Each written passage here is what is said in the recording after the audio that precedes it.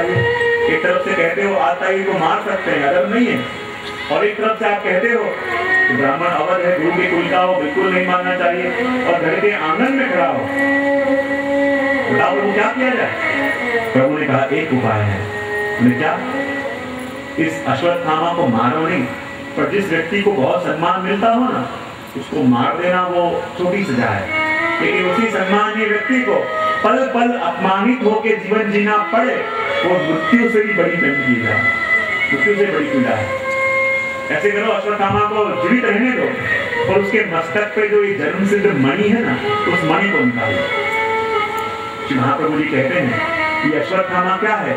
बोले अश्वत्थामा प्रतीक है अपने संसार का, और संसार को न तो मारा जाए, क्योंकि मारना भी सगरा नहीं है, संसार बना है अपनों से, अपनों को कैसे मारेंगे?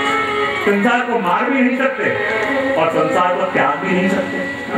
संसार को मारा भी ना जाए, त्यागा भी ना जाए, जैसे अश्वत्थामा को मारा भी ना जा सका, त्यागा भी ना जा सका, तो क्या करो? महाप्रभु जी कहते हैं अश्वत्थामा के मस्तक पे जो मणि है, मणि निकाल लो। यानी क्या?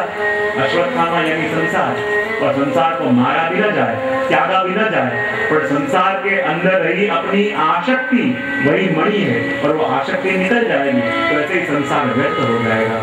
और जहाँ अश्वत्थामा को मणि निकाल के छोड़ दिया गया, जगह जगह भटकने लगा, व्याकुल होकर दौड़ने लगा, और तब उसे लगा अरे पहले मुझे मार दिया होता तो अच्छा रहता, ये पल पल अपमानित होकर जीवन जीना पड़ रहा है, लेकिन जिसने मेरी ये दशा करी है उसके कुल में कोई श्राद्ध करने वाला मैं नहीं छोड़ूंगा। और वो जानता था कि उत्तरा के गर्भ के अंदर पांडवों का वंश पल रहा है, और उसने ब्रह्मास्त्र साधा और ब्रह्मास्त्र साध के उत्तरा के ऊपर फेंका, और जहाँ ब्रह्मास्त्र उत्तरा के ऊपर आया और एक सूरज का जितना ताप होता है, ये 12 सूर्य एक समय तपे, इतना ताप उस ब्रह्मास्त्र का था।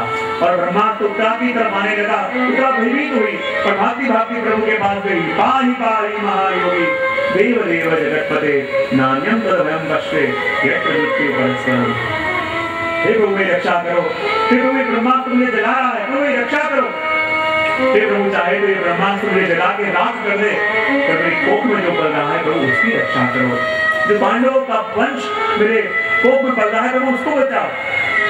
और कहते हैं उत्तरा की विनती सुन के भगवान कहते हैं देख ये कार्य तो कोई योगी भी कर सकता है, उसके पास जा। उत्तरा ने कहा प्रभु आप तो महायोगी हो, कोई देव भी कर सकता है, उसके पास जा। देव देव आप तो देवों के भी देव हो, जगत के लोग भी रक्षा कर सकते हैं, जगत पते आप जगत के पति हो, आप मेरी कृपा करो। देख परिवार के जो बड़े हैं, बहुत बड़े बड़े योद्धा हैं, उनके पास जा। पितृ मृत्यु परस्परम, हे प्रभु वो मुझे क्या बचाएंगे, वो मेरी रक्षा क्या करेंगे, जो परस्पर ही एक दूसरे की मृत्यु का कारण बन रहे हैं। हे प्रभु मैं तो आपकी शरण में हूँ, प्रभु मेरी रक्षा आप करो। और समय भगवान ने उत्तरा के घर में प्रवेश किया और अपने तेज के अंदर उस ब्रह्मास्त्र के तेज को विलीन कर दिया, और उत्तरा के घर में रहे परीक्षित को उसी समय भगवान के दर्शन हुए। इसलिए तो भागवत के उत्तम श्रोता बनने वाले हैं। और गर्भ के अंदर ही भगवान ने परीक्षित की रक्षा करी, और जब तेज शांत हुआ भगवान पधारे, विचार किया बहुत समय हो गया, द्वारिका से आए और मुझे द्वारिका जाना चाहिए।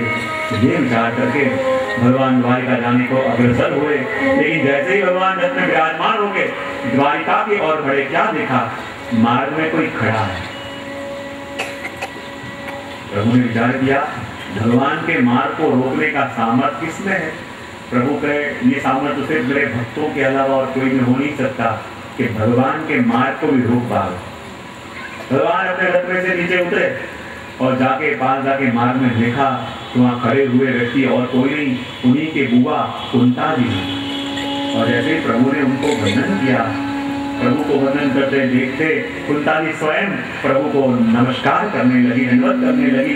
प्रभु कहते हैं बुआ जी क्या कर रही हो, मैं आपका भतीजा हूँ, आप मेरे बुआ हो और मुझे आपको वंदन करना चाहिए, इसके बजाय आप मुझे वंदन क्यों कर रहे हो?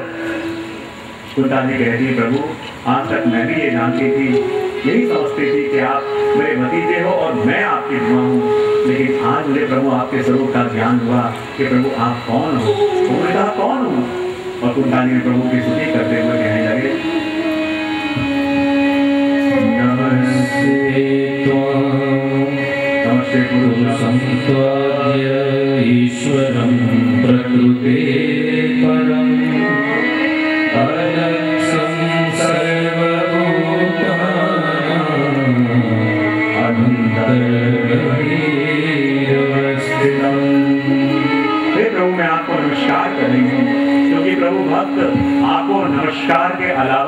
कुछ कर ही नहीं सकता, आपको कुछ दे ही नहीं सकता। हे प्रभु, हम आपको पहचाने तो भी कैसे पहचान पावे, क्योंकि आप उस सागर की तरह हो और हम उस सागर की बूंद की तरह हैं। आप अंशी हो और हम अंश हैं। और प्रभु, आपको जानना भी चाहे तो कैसे जान पावे? जैसे उस नमक के डले ने विचार किया, मैं सागर में गोता लगाऊं और देखूं कि सागर कितना गहरा है। और सागर की गहराई, सागर का थाक पाने के लिए उस नमक के डले ने सागर में छलांग तो लगा दी, सागर का थाक पाने गया था तो उस सागर के थाक जल में वो कब खो गया, उसका अस्तित्व कब मिट गया, उसे पता भी न चला। उसी प्रकार प्रभु, हम जितना जितना आपको जानना चाहें, जान जान के नहीं जान सकते हैं कि आपको कभी जाना नहीं जा सकता। आपकी स्तुति करना चाहें तो यही कह सकते हैं, आपको कभी प्रभु हम पहुंच नहीं सकते। और ये प्रभु, हम आपको जान पाए तो कैसे जान पाए? क्योंकि प्रभु हम जीव हैं और सदा प्रकृति के अधीन रहने वाले, और आप प्रभु प्रकृति से पर हो। तो जो प्रकृति के अधीन रहने वाला है वो प्रकृति से पर ऐसे भगवान को कैसे जान पावे? लेकिन कुंता जी ने कहा, भगवान कृपा हर एक पे करते हैं और उसके ऊपर विशेष प्रभु कृपा करते हैं कि जो प्रभु से संबंध जुड़े, जिसका ब्रह्म संबंध हुआ है। इसलिए कुंता जी अपना प्रभु के संग संबंध बताने के लिए कहते हैं, कृष्णाय वासुदेवाय देवकी नंदनाय नंद गोपकुमाराय गोविंदाय नमो। तो देखिए प्रभु जी कहते हैं, सबसे पहले कहा कृष्णाय, हे प्रभु आप तो मोक्ष देने वाले वो मूल ब्रह्म है। फिर कहा वासुदेवाय, हे प्रभु आप वसुदेव जी के पुत्र हो और वसुदेव जी के पुत्र हो इसलिए वसुदेव जी को भी मोक्ष दोगे। तो प्रभु मैं भी उनकी बहन हूँ, मैं आपकी क्या हुई? बोले बुआ हुई, इसलिए आप मेरा भी उद्धार करोगे। देवकी नंदना, आप देवकी जी के पुत्र हो और मैं उनकी नंद हूँ, इसलिए मैं भी आपका संबंध हुआ। तो प्रभु कृपा करके मेरा उद्धार करो। ऐसे अलग अलग संबंध प्रभु के संग बताए। फिर प्रभु ने कहा, बुआ जी कुछ भी हो जाए, मैं हूँ तो आपका भतीजा और आप मेरे बुआ। कुंता जी ने कहा, प्रभु आप मेरे भतीजे कैसे हो सकते हो? जानते हो आप कौन हो? कुंता कौन हो?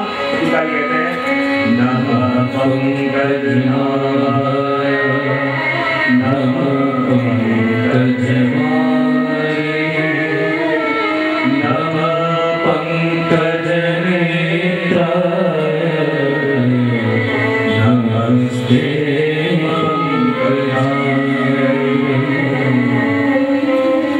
प्रभु आप जानते हो कैसे हो? प्रभु ने कहा कैसा हो? नमः पंकजनाभाय, प्रभु आपकी नाभि भी कमल समान। नमः पंकजमालिने, आपके कंठ में प्रभु कमल की माला है।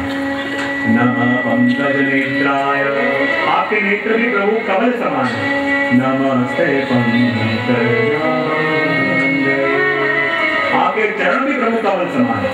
प्रभु ने कहा मेरी नाभि कमल समान, मेरे कंठ में कमल की माला, मेरे नेत्र कमल समान, मेरे चरण कमल समान। इससे ये साबित कैसे होता है कि मैं आपका भतीजा नहीं हो सकता? महाप्रभु जो जी में कहते हैं, कुंता जी ने कहा नमः पंकजनाभाय, प्रभु आपकी नाभि कमल समान। और नाभि कमल समान है कि कहा कि प्रभु जब आप क्षीर सागर में पौड़े हुए थे सैया पे, तब आपकी नाभि में से कमल प्रकटा और उस कमल में से ब्रह्मा जी प्रकटे। तो जो ब्रह्मा के भी पिता हैं वो मेरे भतीजे कैसे हो सकते हैं? नमः पंकजमालिने, जिसके कंठ में कमल की माला।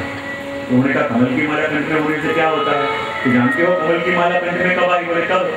जब समुद्र मंथन हुआ और समुद्र मंथन में से लक्ष्मी जी प्रकटे और उन्हीं लक्ष्मी जी ने ये कमल की माला आपके कंठ में पहनाई। तो जो स्वयं लक्ष्मी के भी पति हो तो मेरे भतीजे कैसे हो सकते हैं? प्रभु आपके नेत्र भी कमल समान, जो अपने जीवों के मनोरथ पूरे करने वाले हैं।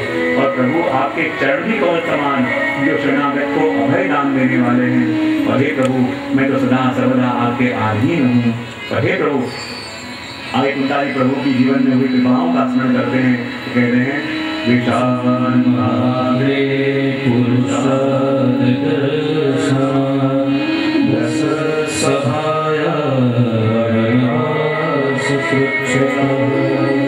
कुंदाजी प्रभु की एक एक हुई कृपा का स्मरण करते हैं और कहते को प्रभु अपने जीवन में कितनी कितनी जगह आपने हमारे ऊपर कृपा करी। श्री महाप्रभु जी बहुत सुंदर वस्तु कहते हैं कि जब भी जीवन के अंदर आश्रय डगने लगे, जब भी जीवन में लगे कि प्रभु की कृपा कुछ कम हो रही है, जब भी जीवन में लगे प्रभु को फरियाद करने का मन हो, तब जीवन में प्रभु ने ऐसी ऐसी कृपा करी है जिनकी अपने अंदर कोई पात्रता नहीं थी, जिनकी अपने अंदर कोई योग्यता नहीं थी। तो कहते हैं जब आश्रय डगने लगे तो जीवन में हुई प्रभु की ऐसी ऐसी कृपाओं का स्मरण करना कि जो नहीं दिया उसकी फरियाद तो मैं प्रभु के पास कर रहा हूँ, पर मेरा अधिकार न होने पर भी, मेरी पात्रता न होने पर भी जो वस्तु प्रभु ने मुझे दी है उसका कभी धन्यवाद किया? जो नहीं दिया उसकी फरियाद तो पूरा जीवन अपन करते रहते हैं, लेकिन अपना अधिकार न होने पर भी, अपनी पात्रता न होने पर भी ऐसी ऐसी वस्तुएं प्रभु ने हमको दी हैं, उसका धन्यवाद प्रभु से कभी नहीं माना। इसलिए तो यहाँ कह दिया कि हे प्रभु कैसी कैसी जगह आपने हम कौरवों की रक्षा करी, प्रभु आपने हमको वृक्ष से भी बचाया। यहाँ कुंताली प्रभु से कहती है कि प्रभु आपने वृक्ष से पांडवों को बचाया, तो अपन प्रभु से कहें उस वृक्ष से तो प्रभु पांडव बच गए, प्रभु ऐसी शक्ति हमको दो कि हम इन विषयों से बचे। विष तो एक बार इंसान को मारता है, पर ये विषय तो प्रभु बार बार मनुष्य को मारते हैं, और उन्हीं विषयों के कारण प्रभु हम आपको भूल जाते हैं, उन्हीं विषयों के कारण आपका स्मरण हमको नहीं होता। इसलिए कह दिया प्रभु ऐसी कृपा करो, इन विषयों से हमारी रक्षा करो, प्रभु ऐसे दुर्जनों के संग से हमारी रक्षा करो। ये प्रभु आपने पांडवों की रक्षा लाक्षागृह के अग्नि से करी, जैसे पांडवों की रक्षा आपने लाक्षागृह के अग्नि से करी, ऐसे ही प्रभु हमारी रक्षा इस क्रोध के अग्नि से करना। क्योंकि लाक्षागृह के अग्नि ने तो एक बार पांडवों को जलाने का प्रयत्न किया, तो क्रोध का अग्नि तो हमको रोज जलाता है, और कितने कितने घरों को जला दिया। फिर प्रभु उस क्रोध की अग्नि से रक्षा करना। और आज कुंदाजी कहते हैं प्रभु आज मेरे मन में आपसे कुछ मांगने का मन हो रहा है, क्या प्रभु आप मुझे दोगे? प्रभु ने कहा अरे बुआ जी आप आज्ञा करो, आप जो मांगो तो मैं दूं। ऐसे नहीं प्रभु, आप मुझे वचन दो कि मैं जो मांगूंगी सो आप मुझे दोगे। प्रभु ने कहा आज्ञा करी बुआ जी आपको क्या चाहिए? कुंदाजी कहते हैं ऐसे नहीं कहूंगी, आप देने का वचन दीजिए। जब प्रभु ने वचन दिया तो बुआ जी आप जो मांगोगे सो दूंगा। और तब कुंदाजी ने ऐसी वस्तु मांगी जो दुनिया में कोई मांग नहीं सकता। कहा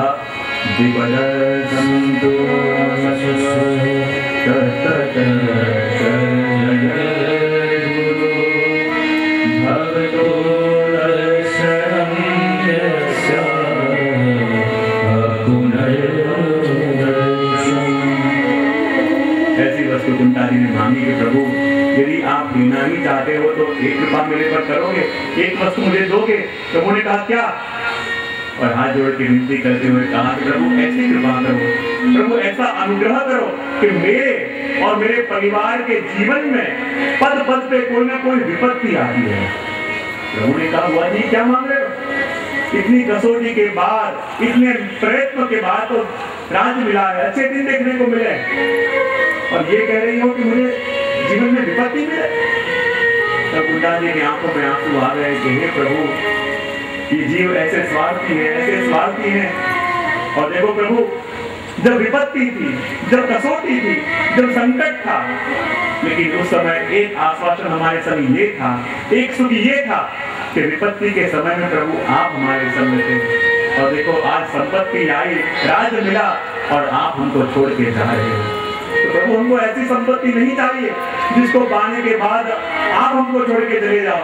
हमको तो ऐसी विपत्ति दो कि जिस विपत्ति के अंदर प्रभु आप हमारे संग रहो। हमारी ये सच्ची संपत्ति वो तो विपत्ति है, क्योंकि प्रभु ये जीव ऐसा स्वार्थी है, जब कसौटी का समय होगा तो बार बार प्रभु आपके दर्शन के लिए आएगा, आपके सम्मुख आएगा। और जिसकी कृपा के द्वारा जब आप जीव में कृपा करो, जीव का भाग्य बदले और अच्छे दिन देखने को आवे। और सबसे पहले ये स्वार्थी इंसान सबसे पहले उसी को भूलता है कि जिसके कारण ही अच्छे दिन देखने को आए।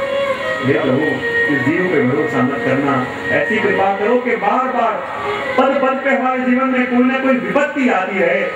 क्योंकि प्रभु, हम ये जानते हैं आपका स्वभाव कैसा है कि आप सब कुछ सहन कर सकते हो, हर एक वस्तु आप सहन कर सकते हो। लेकिन प्रभु, आपके भक्तों के जीवन में कोई कसौटी हो, प्रभु आप ये सहन नहीं कर सकते। आप बड़ी बड़ी विपत्ति सहन कर लोगे, पर आपके वैष्णवों के आंखों से आंसू निकले, प्रभु आप ये सहन नहीं कर सकते और भागते हुए उसके पास आ जाते हैं। इसलिए प्रभु हम यही कहते हैं, हमको संपत्ति मत दो, ऐसी कृपा करो कि जीवन में बार बार विपत्ति आवे। क्योंकि जब विपत्ति आएगा तो इन्हीं आंखों में से आंसू आएंगे, और ये आंसू सहन न करने का स्वभाव जिसका है, वो बचाने के लिए भी प्रभु आप ही हमारे पास मारते मारते रहेंगे। तो ऐसी कृपा करो कि हमारे जीवन में विपत्ति हमको मिले, बार बार कसौटी हमारी हो, तो प्रभु सब कुछ सहन कर सकें, भक्तों के आंखों के आंसू सहन न कर सकें। और रवीना टैगोर भी पसंद लिखते हैं ना कि जीव रोज रोता रहता, भक्त रोज तड़पता रहता कि प्रभु आपके दर्शन कब होंगे, प्रभु आप कब मिलोगे, प्रभु आपके दर्शन कब होंगे। रोता रहता, तड़पता रहता, मन में एक ही मनोरथ था कि प्रभु जब आप दर्शन देने पधारोगे, मेरे घर पधारोगे, तो इन्हीं आंखों के अश्रुओं से प्रभु आपके चरणों का प्रक्षालन करूंगा।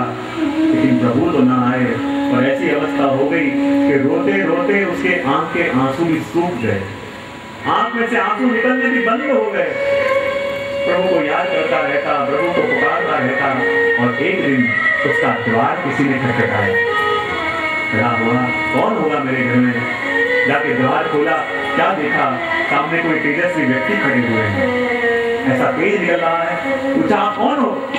कहा तुमने मुझे पहचाना नहीं, मैं वही हूँ जिसके लिए पूरा जीवन तू रोता रहा, पूरा जीवन तड़पता रहा, पूरा जीवन प्रतीक्षा करता रहा। देख वही मैं आया हूँ। बोला वही भगवान हो? बोले हाँ। अरे प्रभु आए तो तब आए कि जब इन आंखों ने आंसू बहाना बंद कर दिया। तो मेरा तो मनोरथ था कि जब आप मेरे घर पधारोगे तो इन्हीं आंखों के आंसू से प्रभु आपके चरणों का प्रक्षालन करूंगा। और प्रभु आने में इतनी देर क्यों कर दी कि आपके बगैर इन आंखों के सारे आंसू व्यर्थ गए। प्रभु ने कहा तुझे क्या ऐसा लगता है मेरे वियोग में तुमने जो भी आंसू बहाए सारे व्यर्थ गए? चल मेरे साथ। और प्रभु जीव को लेके अपने धाम में लेके गए, गोलोक धाम में लेके गए और कहा देख तुझे ऐसे लगता है कि तेरे सारे आंसू व्यर्थ गए? खोल द्वार सामने वाला। और जहाँ सामने द्वार का द्वार उसने खोला, क्या देखा? सामने एक सुंदर बगीचा है जिसमें तरह तरह के रंग बिरंगे ऐसे सुगंधी पुष्प खिले हुए हैं। प्रभु ने कहा जानता है क्या है? क्या है? तुझे ऐसे लगता है कि तूने मेरे याद में जो भी आंसू बहाए, मेरी यादों के अंदर जितने भी आंसू की धारा बहाई सारे व्यर्थ गए? हे मेरे जीव, मेरी याद में तूने आंसू बहा के, तू तो आंसू को बहा के भूल गया, पर मेरे वियोग में जितने तूने आंसू बहाए उस एक एक आंसू का हिसाब मेरे पास है। क्योंकि मुझे याद करके जितने आंसू तूने बहाए वो तेरा एक एक आंसू मेरे धाम में एक एक फूल बन के यहाँ खिला है। इसके सुगंध में मैं लेता हूँ, इसके सुगंध से मेरा पूरा वाटिका सुगंधित होता है। तू तो मेरे वियोग में आंसू बहा के भूल गया, और मेरे वियोग में बहाए हुए एक एक आंसू का हिसाब मेरे पास है। क्योंकि मैं सब कुछ सहन कर सकता हूँ, और मेरे भक्त के जीवन में कसौटी आवे, मेरे भक्त के ऊपर विपत्ति आवे, प्रभु कहीं ये मुझसे सहन नहीं होता, और मैं जाके उसके कष्टों को दूर करता हूँ। कई बार मैं प्रसंग कहता हूँ, मुझे बड़ा प्रिय है। एक विदेशी चिंतक ने लिखा है कि जब एक बहुत सफल इंसान था, दुनिया भर के लोग जिसकी स्तुतियां गाते हुए थकते नहीं थे, और वो एक दिन जब समुद्र तट पे चलते चलते जा रहा था, और जब उसने पीछे मुड़ के देखा तो क्या देखा? जहां जहां रेत पे उसने पैर रखे थे वहां उसके पैरों के निशान तो थे, लेकिन जहां जहां उसके पैरों के निशान थे उसके पास किसी और व्यक्ति के पैरों के निशान भी बन रहे थे, जो व्यक्ति दिख नहीं रहा था।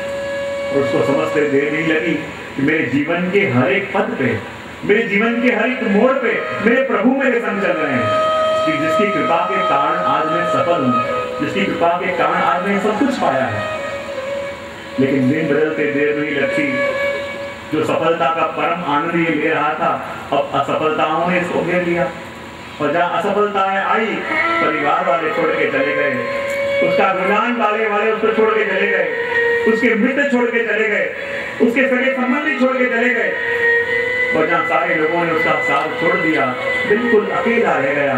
और आज पुनः उसी समुद्र तट पे चलते चलते आ रहा था, और आज जब उसने पीछे मुड़ के देखा तो उसे सिर्फ एक ही चरण चिन्ह दिखाई दिए, और ये वस्तु उससे सहन न हुई।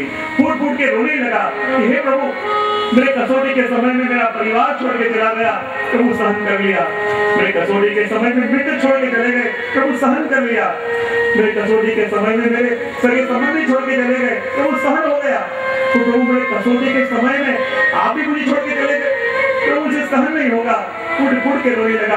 आज सिर्फ एक चरण के चिन्ह मुझे दिखाई दिए। जहाँ फूट फूट के रोने लगा, वही आकाशवाणी हुई कि हे मेरे बेटे, क्या तुझे ऐसे लगता है?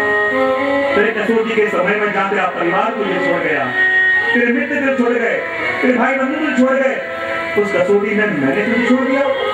तुझे सोच कैसे लिया?